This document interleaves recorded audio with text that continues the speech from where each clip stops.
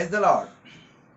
ఈ ఉదయకాల సమయం మన ప్రభు అయిన యేసుక్రీస్తు ప్రభు యొక్క నామములో మీ అందరికీ కూడా శుభాలను తెలియచేస్తూ అరుణోదయ జీవాహారం అనే ఈ కార్యక్రమంలోనికి మీ అందరినీ కూడా ప్రేమతో ఆహ్వానిస్తూ ఉన్నాను. ప్రతి ఉదయం ఇలాగూ మిమ్మల్ని కలుసుకోవడానికి కృపణిస్తూ ఉన్న ఆ దేవాది దేవునికి నిండు మనసుతో కృతజ్ఞతాస్తుతులు చెల్లిస్తూ ప్రతి ఉదయం కూడా దేవుని యొక్క లేఖనాన్ని ధ్యానం చేసి మనం దేవుని యొక్క మాటల చేత మన హృదయాన్ని నింపుకొని మన రోజంతా కూడా ఆ యొక్క మాటలను మన హృదయంలో తలపోసుకుంటూ మన యొక్క దినాన్ని గడపటం మనకు అది ఎంతో దీవెనకరం. ఈ ఉదయకాల సమయం ఈ యొక్క సమయమందు దేవుని పరిశుద్ధమైన లేఖనములో నుండి ఈ దినపు వాక్యమును చదువుకుందాం.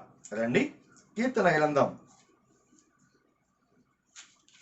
17వ కీర్తనలు 17వ కీర్తన 9వ వచనాన్ని చదువుతూ ఉన్నాను. ఒకడు తన కనుపాపను కాపాడుకొనున్నట్లు నన్ను కాపాడుము. నన్ను లయపరచగోరు దుష్టులను పోగొట్టి కాపాడుము. నన్ను చుట్టుకొను నా ప్రాణ శత్రువుల చేత చిక్కకుండను. నీ రెక్కల నీడ క్రింద నన్ను దాచుము. నీ రెక్కల నీడ క్రింద నన్ను దాచుము. ఈ యొక్క కీర్తన భక్తుడైన దావీదు చేసిన ప్రార్థనగా మనం చూస్తూ ఉన్నాం. దేవునిని దావీదు అడుగుతూ ఉన్నాడు. ఏమని? దేవా నన్ను దాచు అని అడుగుతున్నాడు. ఎక్కడ దాచమని అడుగుతున్నాడు? నీ రెక్కల నీడ క్రింద నన్ను దాచుము అన్నాడు. నీ రెక్కల నీడ క్రింద నన్ను దాచు అన్నాడు. సహజంగా మనం నీడగా ఉన్న స్థలానికి వెళ్ళాలని ఎప్పుడు అనుకుంటాం? బాగా ఎండలో బాగా మనం అలసిపోయినప్పుడు, మన శరీరం ఇక నేను ఇక్కడ నిలబడలేను, ఎక్కడైనా కాస్త నీడ దొరికితే అక్కడికి వెళ్ళి విశ్రాంతి తీసుకోవాలని ఆశపడతాం. దావీదు కూడా అనేక పరిస్థితుల గుండా, అందుకని వచనం అన్నాడు, నన్ను లయపరచగోరు వారు దుష్టులను పోగొట్టి అంటాడు. నన్ను చుట్టుకొను నా ప్రాణ శత్రువుల చేత. ఇవన్నీ కూడా దావీదు చుట్టూ కూడా ఉన్నప్పుడు దావీదు కూడా చాలా భయములో, దావీదు కూడా చాలా యొక్క శ్రమల గుండా ప్రయాణం చేస్తూ ఉన్నప్పుడు దేవుని అడుగుతున్నాడు. దేవా నేను అలసిపోయాను, నాకు విశ్రాంతి కావాలి, నన్ను బయటెక్కడా నేను సురక్షితంగా ఉండలేను, ప్రభువా నన్ను నీ రెక్కల క్రింద నన్ను దాయవా అని అడుగుతూ ఉన్నాడు. దేవుని సన్నిధిలో ప్రార్థన చేస్తున్నది ఏమిటంటే, దావీదు దాగుకోవడానికి లోక సంబంధంగా ఎన్నో అతనికి ఉన్నప్పటికీ నీ రెక్కల క్రింద అని దావీదు అడుగుతున్నాడు. కాబట్టి దేవుని రెక్కలు, కాబట్టి దేవుడు తన పిల్లలను ఒక పక్షి రెక్కల క్రిందకు ఎలాగూ చేర్చుకుంటుందో అలాగూ ఆయన చేర్చుకుని తన పిల్లలకు నీడను ఆయన ఇచ్చి వాటి కింద భద్రంగా దాయటాన్ని మనం చూస్తాం. దేవుడు తన పిల్లలను అలాగూ ప్రేమిస్తా ఉన్నాడు.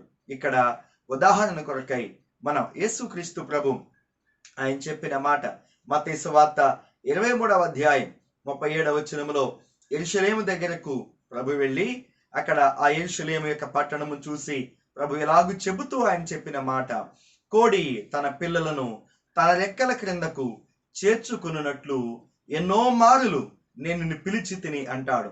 అంటే కోడి తన పిల్లలను తన రెక్కల క్రిందకట చేర్చుకోవడానికి పిలిచినట్లుగా అని ప్రభు ఆ గొప్ప మాట చెప్పాడు. ఇక్కడ ఆయన రెక్కల క్రిందకు మనం వస్తే ఆ రెక్కల క్రింద ఏమున్నది అంటే, ఆ దావీదు అంటున్న మాట, నీ రెక్కల నీడ క్రింద నన్ను దాచు అని. నేను బయట ఉంటే అది నాకు క్షేమం కాదు, ప్రభువా నన్ను నీ రెక్కల క్రిందకు తీసుకొచ్చి నన్ను అక్కడ దాయవా అని ప్రార్థన చేస్తా ఉన్నాడు. ఎందుకంటే దావీదుకి దేవుని రెక్కల క్రింద ఏమున్నదో అక్కడ ఉండటం ద్వారా తన జీవితానికి ఎంత క్షేమమో దావీదునికి తెలుసు. కాబట్టి మన జీవితంలో కూడా మన ప్రార్థన ఇదై ఉంటే, దేవా నన్ను నీ రెక్కల నీడ కింద నన్ను దాయవా అని ఆ యొక్క స్థితి మనం కలిగి ఉన్నప్పుడు, ఎందుకంటే ఆయన రెక్కల నీడన 91వ కీర్తన 4వ వచనం అంటాడు, ఆయన రెక్కల క్రింద మనకు ఆశ్రయము కలదు అన్నాడు. అంటే ఆయన రెక్కల క్రింద మనం ఎవ్వరము వెళ్ళినప్పటికీ కూడా ఆయన దాచగలిగినటువంటి గొప్ప దేవుడు ఆయన. ఆయన రెక్కల క్రిందకు ఏం చేయాలంటే మనమే వెళ్ళాలి. ఆయన పిలుస్తున్నాడు. ఆయన రెక్కల క్రిందకు వెళ్తే మనకు ఆశ్రయము, ఆయన రెక్కల క్రింద మనకు క్షేమము ఉన్నది. ఇక్కడ ఒక మాట మనం రూతుని గురించి నేను మీకు జ్ఞాపకం చేస్తాను. రూతు గ్రంథం 2వ అధ్యాయము 12వ వచనములో ఆమె బోయజు పొలములో ఉన్నప్పుడు బోయజు రూతుతో అంటాడు, అమ్మా నీవు యెహోవా రెక్కల క్రింద సురక్షితముగా ఉండునట్లు నీవు వచ్చావు కదా అన్నాడు. దేవుని రెక్కల క్రింద నీవు సురక్షితముగా ఉండడానికి వచ్చావు అన్నాడు. అంటే ఆయన రెక్కల క్రిందకు ఎవరొచ్చినప్పటికీ కూడా వారు ఎలాగ ఉంటారంటే సురక్షితముగా ఉంటారంట. కాబట్టి దేవుని పిల్లలముగా ఆయన రెక్కల క్రింద దాగుకునేటటువంటి అనుభవం మనము కలిగి ఉండాలి. అయితే కొద్దిమంది ఏ నీడలో ఆశ్రయిస్తున్నారో వాళ్ళు గ్రహించలేకపోవటం విచారకరం. అన్ని నీడలు నీవు సురక్షితంగా ఉంటావని అనుకోకు. ఒక చిన్న సంఘటన, ఒక కథ లాంటిది మీకు చెప్తాను. ఒక అరణ్యములో ఒక ఎడారిలో, మరి ఆ ఎడారి అంటే ఇసుకతో నింటబడి ఉంటది కాబట్టి అది బాగా వేసవి కాలం.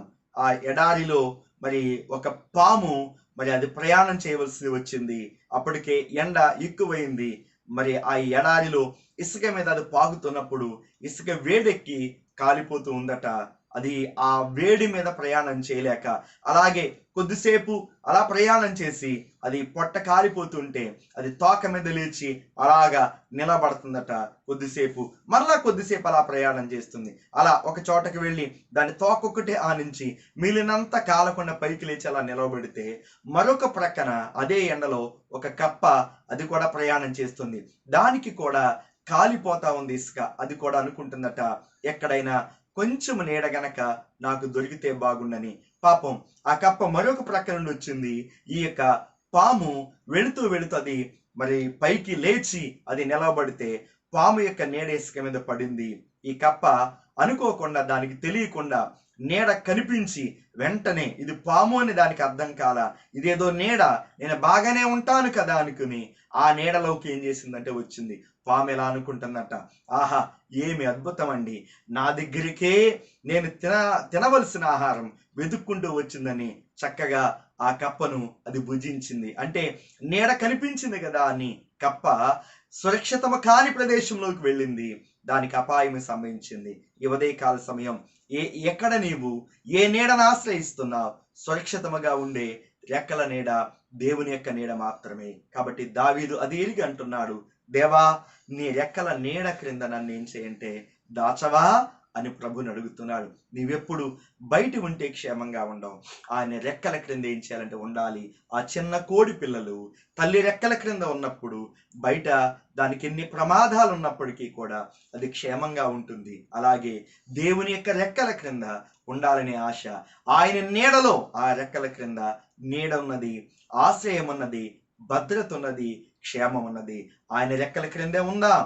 అప్పుడు మన వెతికితూ తిరుగుతూ ఉన్న అపవాది మనల్ని ఎత్తుకుని పోకుండా, వాడి హాని కలిగించకుండా, పాపములో నిన్ను పడవేయకుండా నీవు సురక్షితంగా ఉంటావు. కానీ కొంతమంది ప్రభు నీడన ఆయన రెక్కల కింద ఆశ్రయించకుండా ఇంకేదో క్షేమాన్ని కలగజేయకుండా అపాయాన్ని కలగజేసే లోకపు నీడలో సేద తీరే ప్రయత్నాలు చేస్తున్నారండి. దయచేసి లోకపు నీడలో కాదు నీవు సేద తీరవలసింది ప్రభు నీడలోనికి వద్దాం. ఆయన నీడలో నీకు క్షేమం అన్నది. రూతు యెహోవా రెక్కల క్రిందకు సురక్షితముగా నుండినట్లు ఆమె వచ్చింది. ఆమె ఎంతగానో కాపాడబడింది. కాబట్టి ప్రభు రెక్కల నీడ క్రింద ఆశ్రయాన్ని పొందుదాం. దేవుడు మీకు తోడైండునుగాక. ఆమేన్.